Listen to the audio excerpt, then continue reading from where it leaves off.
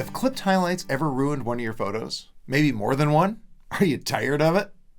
What if I told you there's a mode in your Nikon or Sony camera that makes it almost impossible to clip highlights? Does that sound useful? Steve from Backlit Your Gallery here, and this time around, I'm going to show you how to unlock a metering superpower that almost no one uses: highlight weighted metering. You'll find it on Nikon and Sony cameras and maybe a few others. Sadly, Canon doesn't really have a metering pattern like this, so this video won't apply to my Canon friends.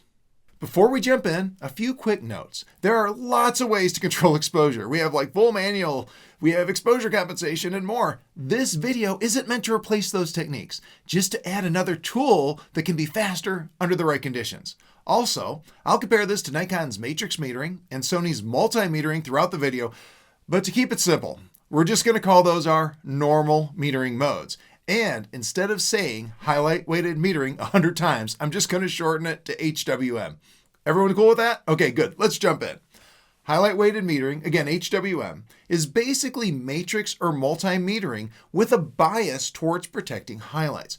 When there aren't any bright areas, it generally behaves like your normal meter.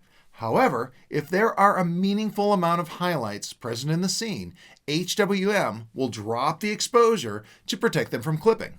A very common example of where this is handy is when you have a lighter toned or even a white bird in the sunlight with a dark area behind it. In this photo, you can see matrix metering overexpose the bird, clipping the highlights. Clipping highlight detail is the worst exposure sin you can commit since the clipped information is lost. It's gone. A clipped photo gets a one-way ticket to the trash bin. Now, let's try that photo again, but this time with highlight weighted metering. The camera is now actively protecting the highlights, and we have a much better exposure. Not a clipped highlight in sight. Cool, right? Now, before you run off and use highlight weighted metering everywhere, there are a few important notes. Then we'll cover when to use it and when not to.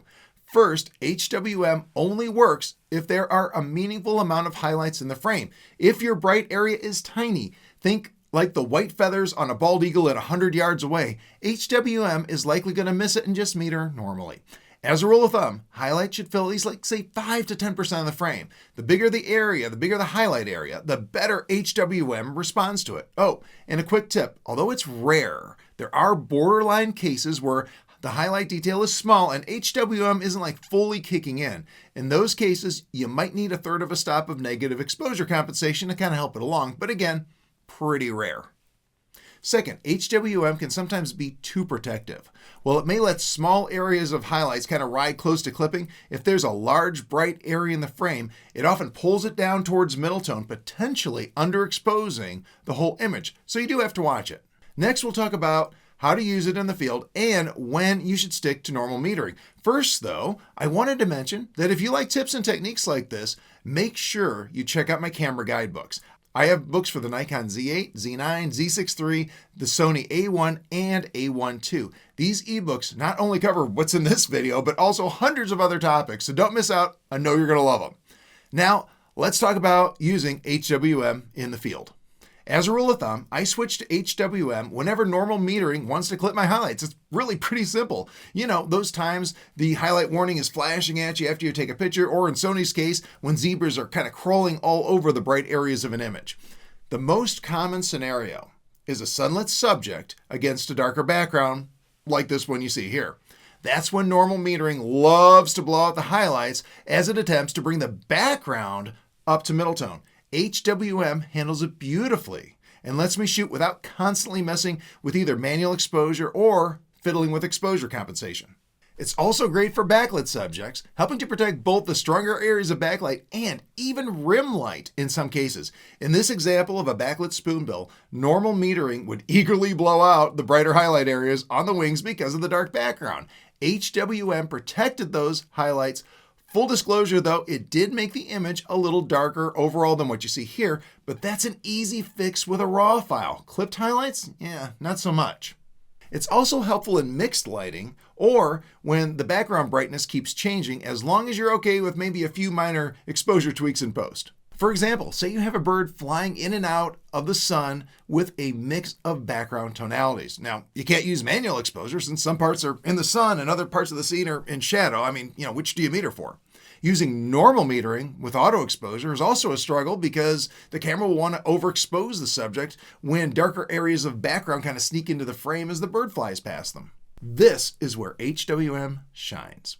Use an auto exposure mode like my favorite, Manual plus Auto ISO. Set your shutter speed and aperture and let the camera float the ISO.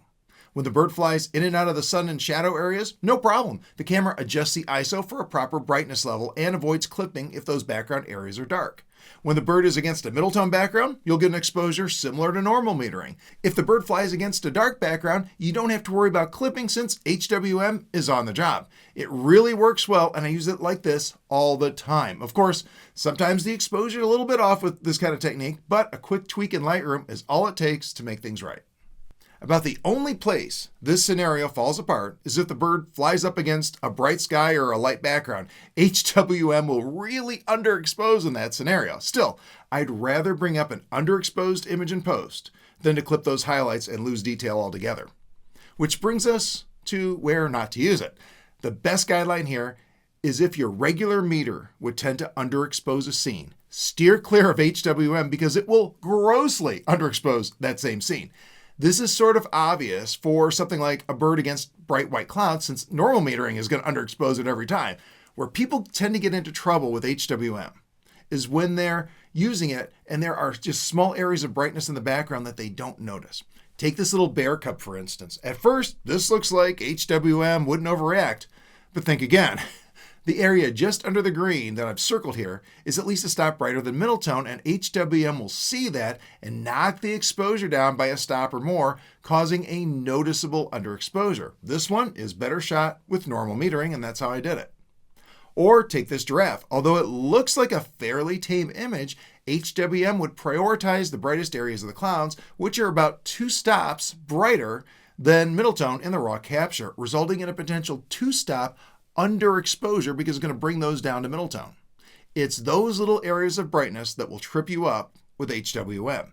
In short, while I'll eagerly use HWM when I'm trying to protect highlights, I still prefer matrix or multi for normal scenes. However, if I'm in a situation where I want to use auto exposure, like my favorite, Manual plus Auto ISO, and I catch the camera trying to clip highlights, I'll quickly switch to HWM to keep those highlights protected. Finally, remember that protecting highlights often means a darker exposure no matter what metering mode you use. That's just physics. The fix is to shoot raw, keep ISO low, and lift shadows in post while keeping those highlights intact. If you learned something today, make sure you hit that like and subscribe button, and you know what? Drop in a comment and say hello. Also, remember to check out those camera guides I mentioned earlier. I promise they're going to have a huge impact on your photography. You're going to absolutely love them. And as always, thank you so much for watching. Have a great day.